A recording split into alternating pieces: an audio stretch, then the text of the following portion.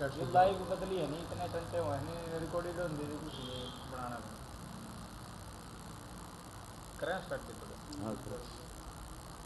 इसका स्टार्ट होगा नहीं लाइव मुझे मेरे कहते तो सुनता हूँ नहीं ओके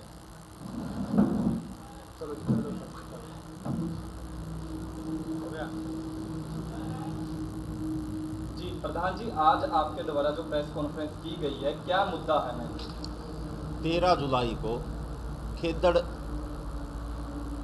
जो धरना के ऊपर महापंचायत है उसके अंदर ऊंचाना धरना कमेटी की तरफ से और दंड खाप की तरफ से विशेष भागीदारी रहेगी। उसी को लेकर वे ज़्यादा से ज़्यादा संख्या में लोग धरने पर पहुंचे और इस महापंचायत में शामिल हो, इसी को लेकर आज ये प्रेस कॉन्फ्रेंस की गई है। तो क्योंकि वहाँ पुलिस ने और सरकार ने तानाशाही की है, तानाशाही के चलते वहाँ पर हमारे एक किसान साथी की मौत हो चुकी है, जिसकी डेड बॉडी अब तक सरकार ने प्रशासन ने लोगों को नहीं सौंपी है। तो हमारा मोटिव है कि जल्दी से जल्दी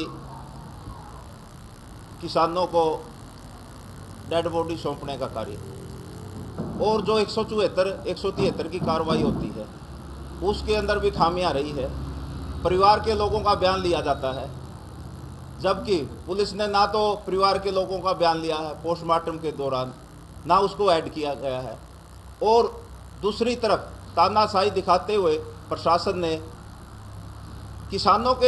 किसान साथी मरा है और किसानों के ऊपर मुकदमे दर्ज किए गए हैं, जिसमें 307, 302। हमारी मांग है कि वे प्रशासन पे मुकदमा दर्ज होना चाहिए। जिन लोगों ने लाठियां गोली चलाई है उन पे मुकदमा दर्ज होना चाहिए। तो उल्टा किसानों को दबाने के लिए, इस आंदोलन को कुचलने के लिए सरकार ने तानाशाही दिखाई है। इसके विरोध में 13 तारीख को महापंचायत रखी गई है, जिसमें एक बहुत बड़ा निर्णय लिया जाएगा। और हमारी सभी से, आपके चैनल के माध्यम से हमारी सभी लोगों से अपील है कि उस महापंचायत में ज़्यादा से ज़्यादा शामिल होने का कार्य करें। और इस देश के अंदर वैसे तो देखो बीजेपी गऊओं का नाम लेकर सत्ता में आई है, लेकिन गऊओं का मुद्दा है, गौशाला का मुद्दा है। तो वहाँ पर गऊओं को बचाने के लिए जो मामला चल रहा था, 3 महीने से धरना चल रहा था, आज 3 दिन पहले सरकार ने तानाशाही दिखाते हुए लोगों पर लाठीचार्ज किया है और वाटर कैनन का प्रयोग किया है, आंसू गैस के गोले दागे गए हैं। इसकी हम कड़े शब्दों में निंदा भी करते हैं और सरकार को सब शब्द में चेतावनी देते हैं कि जो किसानों की मांगे हैं उनको जल्दी से जल्दी मानने का काम करे, और जो झूठे मुकदमे दर्ज किए गए हैं उनको कैंसिल करने का काम किए। और दूसरा, जो हमारे किसान नौजवान साथी पकड़े गए हैं उनको रिहा करने का काम किया। अभी जो वहाँ पर किसान शहीद हुआ है उसके लिए किसानों ने क्या फैसला लिया गया है? क्या मुआवजा चाहते हैं किसान? नहीं, किसान चाहते हैं, किसानों की पहली मांग है कि जो झूठे मुकदमा 302 का दर्ज किसानों पर किया गया है, जबकि उसकी मृत्यु पुलिस की लाठी लगने से हुई है, लाठीचार्ज के दौरान जो कार्रवाई पुलिस ने की है उसके दौरान हुई है। और दूसरा, प्रशासन चाहता है कि इसको भाई ट्रैक्टर से कुचला गया है, वो ट्रैक्टर से नहीं कुचला गया है, पुलिस की लाठियों से उसकी मृत्यु हुई है। तो पोस्टमार्टम के अंदर भी जो पोस्टमार्टम डॉक्टरों ने किया है उससे उसकी हेड इंजरी आई है उसमें। तो परिवार के लोगों का जो बयान है वो लिया जाए, वो एफआईआर में शामिल किया जाए और उन साथियों को जो पकड़े गए हैं उनको रिहा किया जाए। उसके बाद जो कमेटी, वहाँ की कमेटी बनी हुई है, जो फैसला लेगी उसी के अनुसार आगामी कार्रवाई की जाएगी। लेकिन प्रशासन मुख्य दर्शक बना हुआ है।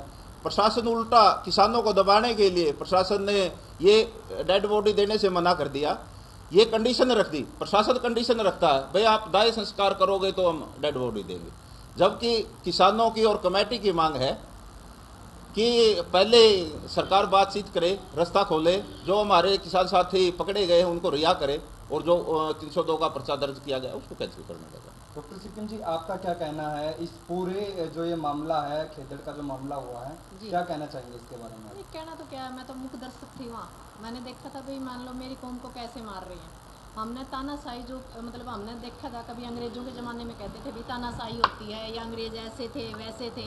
आज हमने अपनी आंखों से देखा है ऐसे हालात तो पाकिस्तान की जो सीमा है ना उसके ऊपर भी नहीं होते। महिलाओं के ऊपर बिना उनके कोई बेल्ट नंबर नहीं था, कोई बैज नंबर नहीं था और पुलिस लाठीचार्ज कर रही थी महिलाओं के ऊपर। शर्म की बात है। और महिलाएं मतलब अपनी जान बचाने के लिए इधर उधर भाग रहे थे। गोली, एक बात बताओ, गोली चलाने के लिए वहाँ क्या ज़रूरत थी? तिरबितर करने के लिए जब आंसू गैस के गोले छोड़ दिए गए तो कोई ज़रूरत नहीं थी, पर उसके बाद भी आंसू गैस के गोले हैं, पानी की फुहारें हैं, गोलियाँ चल रही है। बिल्कुल ऐसा एकदम ऐसा लगा जैसे सामने से मौत गुजर के गई है। हम आँखों देखे मतलब बयान नहीं कर सकते। आज भी यदि रात को मतलब आँख खुलती है तो वो चीज़ मंजर दिमाग में आज भी मतलब एक दहशत पैदा करता है। क्या हम आज़ाद भारत में, मुझे तो नहीं लगता भी मैं आज़ाद भारत में हूँ, क्योंकि उन लोगों ने जो ज्यादती की है वहाँ कम से कम 100 लोगों को तो अब भी चोट है, जबकि बहुत से लोगों की तो डॉक्टरी तक नहीं हुई है। और जो हमारी लाश है उस लाश को भी नहीं दे रहे। सिक्किम जी, लगातार अभी तीसरा ये मामला सामने आया है कि हरियाणा के अंदर 3 बार लाठीचार्ज हो चुका है जी। पहला कुरुक्षेत्र के अंदर हुआ था जी। दूसरा हिसार के अंदर हुआ था, अब तीसरा फिर से हिसार के जो खेदड़ है वहां पर हुआ है जी। तो सरकार क्या जताना चाहती है?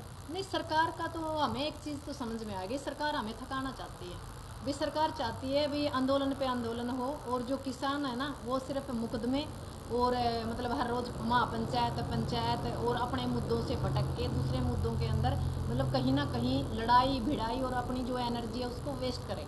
हमें तो ये चीज़ समझ में आ गई, अब समाज को भी समझना पड़ेगा। अब हमें लड़ाई सड़क की ना छोड़ के एक ट्विटर की या सोशल साइट की लड़ाई लड़नी पड़ेगी, क्योंकि पहले हम जाट आंदोलन में बहुत थक चुके थे, उसके बाद किसान आंदोलन में भी हम लगातार लड़ रहे हैं और किसान आंदोलन आज तक भी ख़त्म नहीं हुआ है। कहीं गुलाबी सुंडी है, कहीं कुछ है, कहीं खेत दड़ राखी का मामला है, कहीं वही बात है कि भी जो हमारी फसलें पानी से ख़राब हुई है उनका मामला है। हर रोज़ एक ना एक लड़ाई हमारे लिए तैयार है। हर जगह मतलब लड़ना है तो किसान ने लड़ना है और किसी समाज ने लड़ना नहीं। सारा समाज अपने आराम से अपनी ज़िंदगी जी रहा है, जबकि पूरा भारत बेच चुका है। आप लोगों को भी पता है पूरी तरह मतलब मोदी सरकार ने पूरा देश खाली कर चुके हैं, पर वो अपने अपने काम में व्यस्त है। लड़ने के लिए कुछ मुट्ठी भर लोग हैं जो क्रांतिकारी हैं, जो हर मोर्चे पे लड़ रहे हैं, पर वो कब तक लड़ेंगे? अब सरकार का मतलब क्या हो गया? जो लोग आगू हैं, जो लोग आगे लड़ रहे हैं, जो लोग बार बार सरकार को हिदायतें दे रहे हैं, सरकार के सामने लड़ने की कोशिश कर रहे हैं या सरकार को मतलब ये जता रहे हैं कि हम लड़ना जानते हैं, हम मरना जानते हैं, हम अपने देश को गुलाम नहीं होने देंगे, तो उन लोगों के ऊपर लाठीचार्ज होता है, उनको टारगेट किया जाता है, कुछों को मतलब चोट मारी जाती है और कुछों को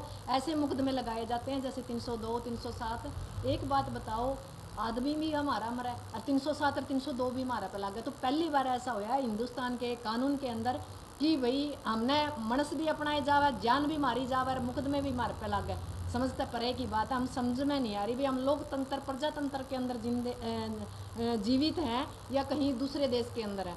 तो जो ये मोदी सरकार है इसने तो बुरा हाल कर दिया। जो 13 तारीख की हमारी महापंचायत है, उस महापंचायत में हम कोई ऐसा बड़ा फैसला चाहते हैं ताकि सरकार बार बार हमें टॉर्चर ना करे, 307, 302 से पीछा छूटे और बार बार जो किसान आगू हैं उनको टारगेट करके और निशाने पे लेके चोट वगैरह ना मारे। जैसे हालात हैं ऐसे हालात में तो ऐसा लगता है भी जो किसान आगू हैं उनको लगातार मुझे लगता है भी सामने से भी गोली मार सकती है सरकार, जो उनके हालात हैं। प्रधान जी, 13 तारीख को क्या विशेष रहेगा, क्या मैसेज देना चाहते हैं? देखो, इसमें पूरे हरियाणा से और पूरे देश से जितने भी किसान संगठन है इस पंचायत में पहुंचने का कार्य करेंगे और इसमें एक बड़ा फैसला लिया जाएगा और सरकार को झुकाने का काम करेंगे।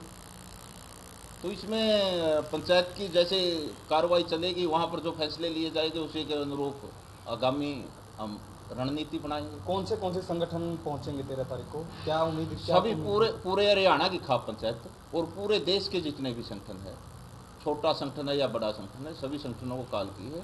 ये एक बहुत बड़ी महापंचायत होगी और इसमें सरकार को मुंह की खानी पड़ेगी। और जो इस प्रकार के जैसे सरकार तानाशाही दिखाते हैं नहीं, देखो ये तो अंग्रेजों को भी पीछे छोड़ दी। अंग्रेज भी अगर ऐसा तो कभी नहीं होता। इतिहास का पहला है कि पुलिस ने भाई डेड बॉडी देने से मना कर दिया। पुलिस प्रशासन कंडीशन लगाता है इस प्रकार की, भाई पहले आप इसका भाई दाह संस्कार करोगे तो हम डेड बॉडी देंगे वरना नहीं देंगे। भाई ये तो देखो जो भी वहाँ की कमेटी है वो निर्णय देंगी आगे क्या करना है क्या नहीं करना है उसी। लेकिन पहले से पुलिस कंडीशन लगा के ने डेड बॉडी दे, ये कहा भाई जिसका आदमी मरा है वो कंडीशन लीक थोड़ा ही कोई चीज़ लेगा। तो 13 तारीख का जो महापंचायत है वो कहाँ पर होगी? वो जहाँ पर धरना चल रहा है, धरना स्थल खेदड़ के अंदर ही खेदड़ के अंदर। हमारी लोगों से अपील है भाई ज़्यादा से ज़्यादा संख्या में इसमें पहुंच कर नर अपनी एकता और मजबूती दिखाने क्या का। नाम है प्रधान जी? आज़ाद पालवा। धन्यवाद। मैं पता है क्या कह रहा था, आप ऐसे मत